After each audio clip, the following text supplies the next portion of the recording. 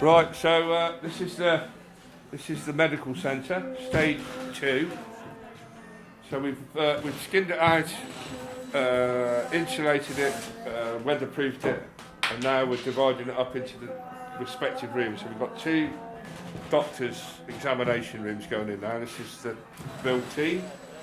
We're going to have a storage at the back between the 2 rooms, so nice. that, an access from the back of the rooms, so that the doctors can just walk through, grab whatever they need, nice one. dressings, and then go back without coming out this way. Okay. And then over in this corner, we're going to have the dentist room. So that's just, I mean, we haven't started it yet, but that's the next one. Yeah, that's coming to about so. Yeah. And this will be. So we'll have more. Any available space left is going to be seating area for a waiting room and the reception, which is all sort of this area. Yeah, fantastic. So we've got all the electrics now. We're just once we've got this all divided up, we'll start putting the electrics through into each room, and then it's the plumbing. Then we've got perspex windows. Oh yeah, sorry, yeah. These are coming out, and we're going to put perspex windows. Gavin is. Yeah, so we've got OS. Yeah, currently they've just got this OSB board on, so we're going to take that off and put laminated plastic in, opaque, so that you're not. Yeah, yeah, that's right. Great. You can't look in and see too much. Okay. Yeah, and then the electrics are going in as while we're doing the partitioning, and then once the electrics and the partitions are in, it's plumbing. Okay, sinks for everyone. Yeah, sink in each room. Heater in each wall. We managed to find the elusive sewer system outside. Yeah, that took yeah. a bit of I knew it ran across there, but so we found it yesterday. Okay, lovely. So we're going to just tap into that so everything can just run down through the system.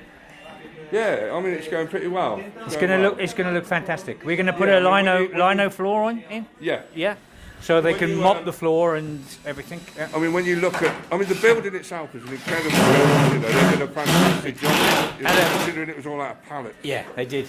But when you look at the transformation between the building then and now, it's you can see it coming. Completely different thing. Yeah, I mean, it's coming beautiful. Yeah. So yeah, it's all going well. Okay. So we've got the Italian stallion on the grill there. Coldo the. Can I swear on this one? Yeah, go and swear. No, I swear on. Coldo the shit Spanish doctor. He's not. Okay. Hold on. So you got cement coming in for the ramp. We're going to put we're going to put a wheelchair ramp. Wheelchair access. Wheelchair access there. So. And what we're going to do out here, Gavin? Well, we're going to try and sort of enclose it so that you've got an area there where people can wait and stay out of the weather. You know, stay out of the worst of the weather. It's not ideal, but you know they'll be dry and out of the wind. So that if it's really busy in here, which it invariably is. Yeah, it's going to be. Then there's. So we put we extend this a bit. Yeah, take that out. With perspex, a metre, and then. Perspex down so it stays light. Yeah, and block this end in completely. Yeah, keep it so that the wind's not blowing it. Fantastic. Whip up from down there, and then put some benches along there.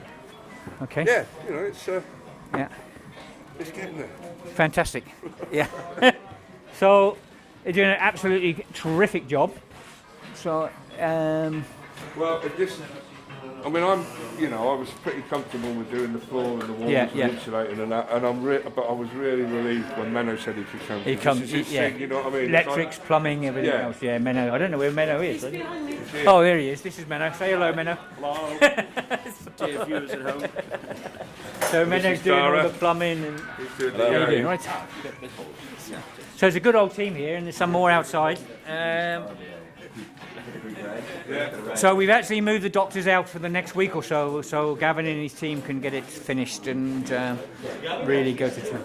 Yeah, Gavin and his team. Oh, is it your team? I thought it was Gavin's team. Gavin? You were? So, yeah, nice. So hopefully in about 10 days, 2 weeks, we will see a massive difference. You know, I just arrived this morning and there was nothing here, and they've put this up. I've had a cup of coffee and I've gone around and spoke to a few people, and this has gone up since then. So they're really pushing on. It should be.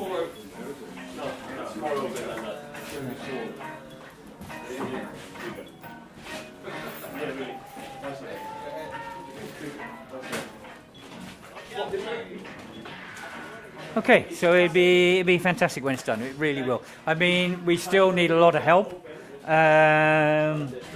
from it's the Hope Project doing this, so we still need a lot of financial help from the Hope Project.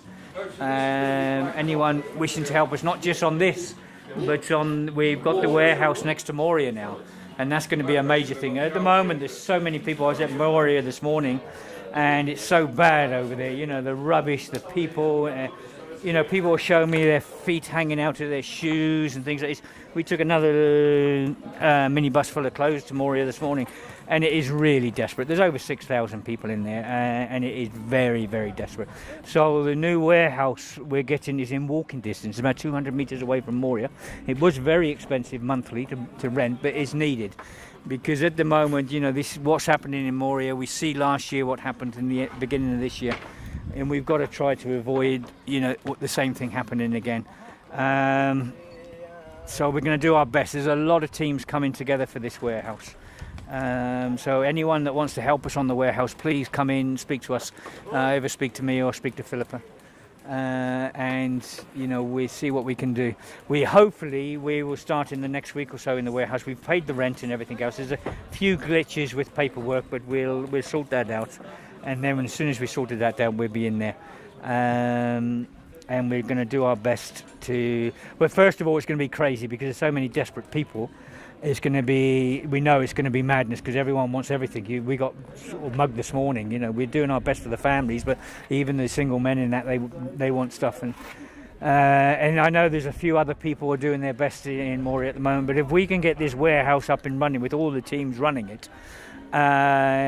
it'd be amazing. You know, it would take a major pressure off of Moria. It would take a major pressure off a lot of us, you know, because we can centralise everything 200 metres away from Moria. It'd be absolutely fantastic. So if anyone can help us with this, please, please, please, we need a lot of help.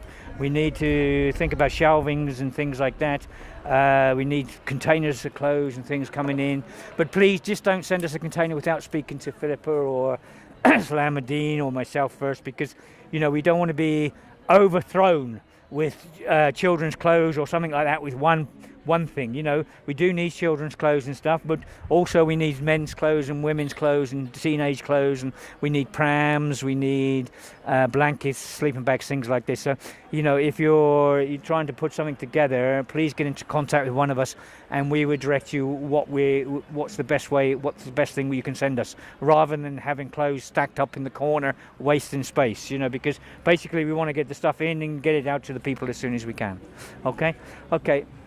All the best, everyone. Thanks for everything. Bye.